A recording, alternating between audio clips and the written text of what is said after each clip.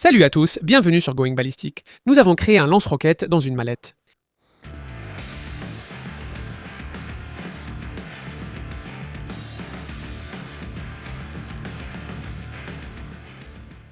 Salut les gars, regardez ça. Aujourd'hui, on ne fait pas de recherche et destruction, on fait de la recherche et développement. Et voici ce que j'ai développé pour vous.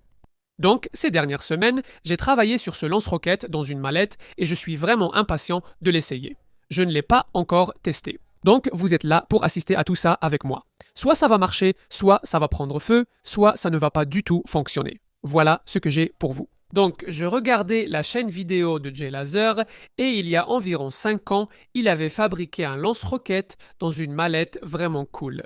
Je crois que c'est en regardant le film Kingsman 2 qu'il a vu une mallette lance-roquette et il fabrique des trucs vraiment géniaux. Ce gars-là est un inventeur super cool. Je me suis dit, mec, c'est vraiment génial. Je me suis lancé dans les fusées miniatures, l'impression 3D et plein d'autres choses. Je me suis dit qu'il fallait en fabriquer une, mais encore mieux que la sienne.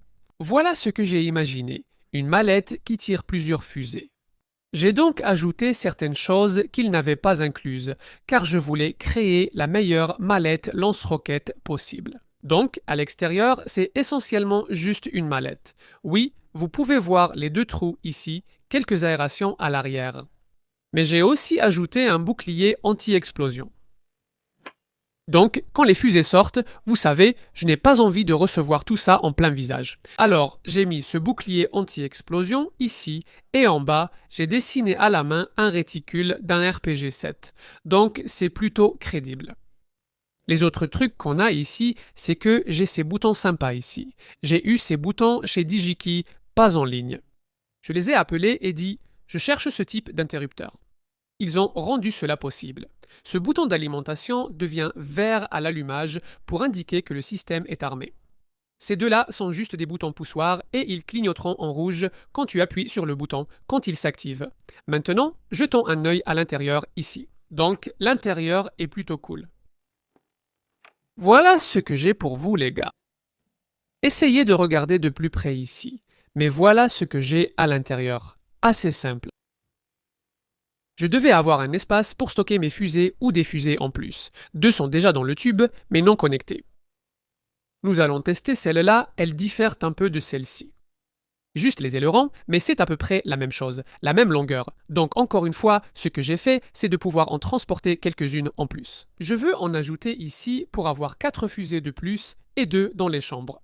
Tu vois, un truc que je ne sais pas faire, c'est programmer des servomoteurs. Et des trucs comme ça, comme Jay Laser l'a fait dans sa vidéo pour ouvrir sa petite porte. Donc je me suis dit, mec, il faut que je trouve quelque chose qui va marcher. Alors j'ai cherché sur internet et j'ai trouvé ces obturateurs d'appareils photo allemands super cool, je crois. Maintenant, ces trucs fonctionnent en 12 volts. Et l'autre truc génial, c'est qu'ils ont un super petit micro-interrupteur à l'intérieur. Ce petit micro-interrupteur ici, c'est ce qui lance réellement les fusées. Ce qui est génial, c'est que si les portes ne s'ouvrent pas, la fusée ne se lancera pas. Il y a en fait un dispositif de sécurité intégré. Donc les micro-interrupteurs sont directement reliés à la batterie et aussi à cette petite plaque de connexion pour fils de haut-parleur que j'ai installée ici. Je peux en brancher plusieurs, mais j'en ai juste besoin de 2. Et ça rend les choses beaucoup plus faciles quand on fait passer les fils des allumeurs, au lieu d'avoir à les torsader ou quoi que ce soit.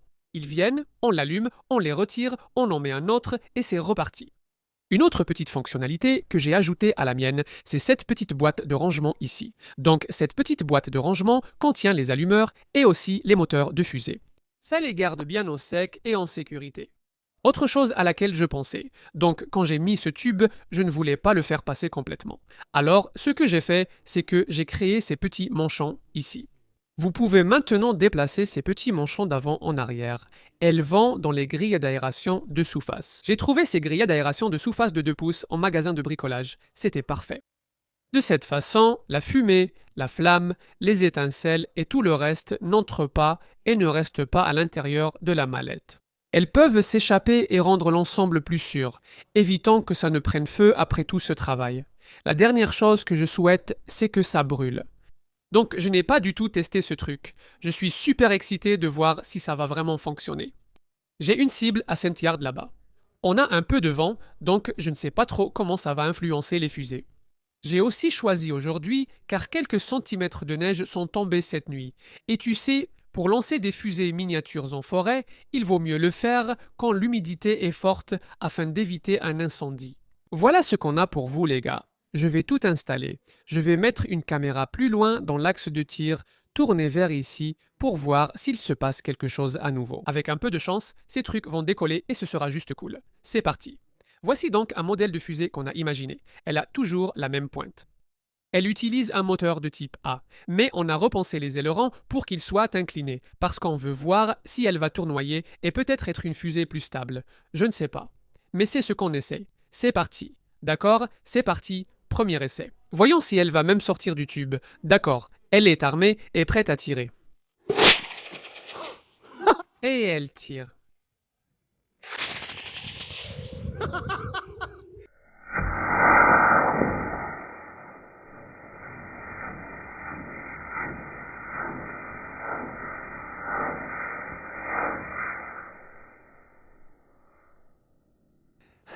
Elle a touché le sol juste ici. Boum.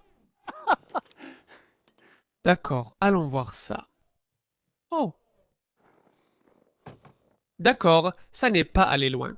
Seulement à peu près. Enfin, pas très loin. Tu vois, voilà la fusée. La pointe s'est détachée. Je n'ai mis aucun parachute dedans et je suis juste là. Mais il semble qu'on puisse quand même réutiliser cette fusée. Mais on va devoir retourner à la planche à dessin. Je vais essayer de brancher la bleue et la dorée et on va voir comment ça marche. C'est parti. D'accord? Test de fusée numéro 2. Le système est armé. C'est parti.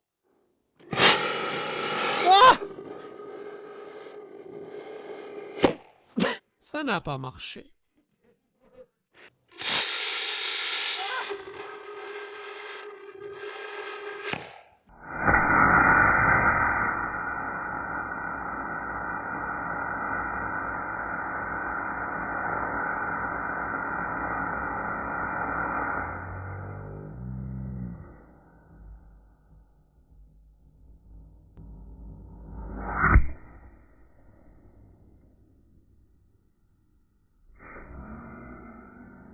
Oh là là. Ça n'est même pas sorti du tube. Ça fume. Oh, c'est assez drôle. C'est drôle, il y a de la fumée partout. C'est un mystère. Eh bien, les bouches d'aération fonctionnent bien. Hein? Je me demande si j'utilise ces allumeurs orange sur ces petits moteurs de fusée. Ça reste coincé dedans parce que maintenant je n'arrive même plus à le retirer. Eh bien, il y a une partie de la fusée. Eh bien, elle a explosé. Donc, voyons voir. Rien n'est en feu. Le courant est coupé. Oh, ça a abîmé mon volet, juste ici. Il ne se ferme plus complètement. Heureusement, j'en ai un autre qui arrive. Je finirai par perfectionner ça. Mais je ne vois même pas le bout bleu, donc après que ça ait explosé, ça a dû le propulser. Je vais essayer de le retrouver, d'accord? Je ne sais pas où est passé le bout sur la vidéo en mode ralenti, si on peut dire ça. C'est juste l'iPhone en ralenti. Je l'avais baissé quand ça a finalement explosé. Et il y a trop de neige, donc c'est enterré quelque part. Mais Mamba n'a pas élevé quelqu'un qui abandonne. Alors je vais réessayer celle noire une fois de plus sur le tube supérieur parce que l'autre corps de fusée est coincé dans celui-ci et le volet est foutu. Mais celui du dessus a fonctionné. Alors tenez bon, on va tout brancher et essayer. D'accord, la troisième fois sera la bonne. Bouclier anti-explosion relevé. D'accord, armée et feu.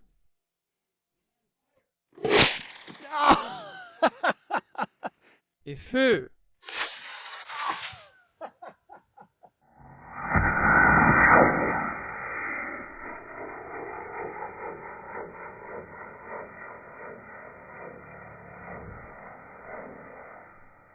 Eh bien, c'était un peu plus loin, mais ça a juste culbuté. D'accord, trop de puissance, pas assez d'ailettes. Retour à la case départ. Eh bien, malheureusement, je n'ai pas pu trouver l'autre embout. En fait, celui-là n'est pas allé plus loin que le précédent. Dès qu'il a décollé, il a simplement basculé. J'ai remis le mode ralenti. C'est juste un iPhone à l'avant, en mode ralenti. J'aurais aimé l'avoir à l'arrière à nouveau, mais on dirait qu'il sort simplement et qu'il fait juste des tonneaux, des tonneaux, des tonneaux. Je ne sais pas si c'est un problème de longueur ou autre. Je vais devoir déterminer le centre de gravité avec ces trucs pour qu'on puisse s'assurer qu'il fonctionne. J'ai un pied de marge ici avec le tube et faire fonctionner ce truc. Ce truc-là pue. Mais on tient quelque chose ici. Maintenant, j'ai un autre volet qui arrive, parce que celui-là a été abîmé par ça. Encore une fois, la pointe bleue. Il y a trop de neige ici. Je vais devoir attendre qu'elle fonde pour la retrouver. Ça pourrait être en mai d'ici là. Mais sinon, je n'aurai qu'à imprimer quelques autres pointes.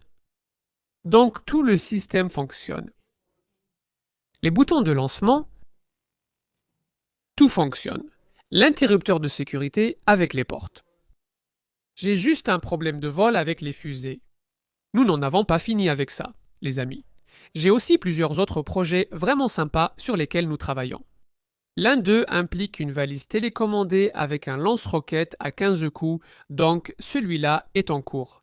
Je ne vous en montre pas plus sur celui-là. Un autre projet sur lequel on s'amuse, c'est si vous avez vu ce poste avec le RPG à côté de ma table de chevet, eh bien, on travaille aussi là-dessus. On a imprimé quelques projectiles et on teste différents moteurs. Et voici l'échec de celui-là. C'était en fait assez drôle.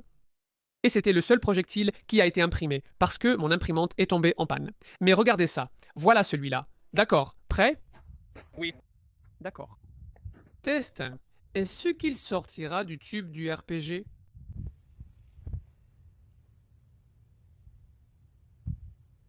Quel suspense. Oh non! Je pressentais que ça irait vers ma voiture. Eh! D'accord, donc il nous faut plus de poids. Je savais que ça finirait sur ma voiture, c'est pour ça que je me suis garé plus loin. Mais non, ça a quand même foncé vers ma voiture. Mince, ça l'a cassé. Bon, eh bien, c'était le premier et le dernier test de la journée parce que ça vient de le casser. Mais c'est quand même amusant. Donc, encore une fois, c'est plutôt drôle. Ce que j'ai remarqué, c'est qu'une des ailettes ne s'est pas ouverte. J'en ai mis 3 dessus et elle s'ouvre grâce à un ressort. Et en fait, l'une d'elles est restée fermée, donc ce n'était pas stabilisé. On en construit d'autres. On va probablement essayer ça la semaine prochaine ou dans les jours qui viennent, donc assurez-vous de revenir voir si on arrive à lancer nos RPG. J'espère que ça vous a plu. Ça n'a pas aussi bien marché que je le pensais, mais bon, c'est de la recherche et du développement sur ce coup-là. Ça n'a pas autant avancé qu'on l'espérait, mais ça fonctionne. Il faut juste qu'on maîtrise le vol. Mais en tout cas, merci à vous d'avoir regardé. Merci d'être resté jusqu'à la fin. On reviendra.